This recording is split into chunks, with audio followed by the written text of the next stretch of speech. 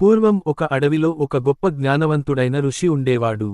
ఆయన చాలా దయగలవాడు. ఆయన ప్రతిరోజూ ఉదయాన్నే నదికి వెళ్లి స్నానం ఆచరించేవాడు. సకల ప్రాణుల పట్ల ప్రేమ చూపడమే ఆయన అలవాటు. ఒకరోజు ఉదయం ఆయన నదిలో నిలబడి ప్రార్థన చేస్తుండగా నీటి ప్రవాహంలో కొట్టుకుపోతున్న ఒక తేలును చూశాడు. అది ప్రాణభయంతో గిలగిలా కొట్టుకుంటోంది. ఏ క్షణమైనా అది మునిగిపోయేలా ఉంది.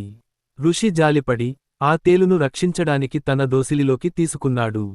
కాని ఆ తేలు భయంతో తన సహజ గుణమైన విషపు కొండెంతో ఋషి చేతిని బలంగా కుట్టింది.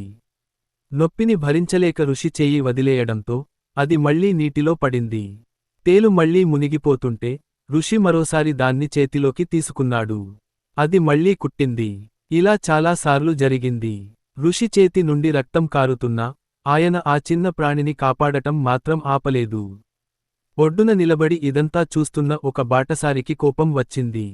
అతను గట్టిగా, మహర్షి, ఆ దుర్మార్గపు తేలును ఎందుకు కాపాడుతున్నారు?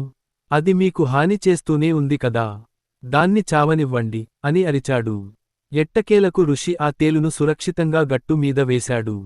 చిరునవ్వుతో బాటసారితో ఇలా అన్నాడు, నాయనా, కుట్టడం తేలు ధర్మం, రక్షించడం మనిషి ధర్మం. ఒక చిన్న ప్రాణి అయి ఉండి అది తన క్రూరమైన స్వభావం వదలనప్పుడు మనిషినైన నేను నా ఉత్తమమైన దయ అనే గుణాన్ని ఎందుకు వదులుకోవాలి అని ఋషి ప్రశ్నించాడు. ఆ మాటలకు బాటసారి నిశ్శబ్దంగా నమస్కరించాడు. నీతి: ఎదుటివారు తమ స్వభావం ప్రకారం చెడుగా ప్రవర్తించినా మనం మన మంచితనాన్ని, సంస్కారాన్ని ఎప్పటికీ కోల్పోకూడదు.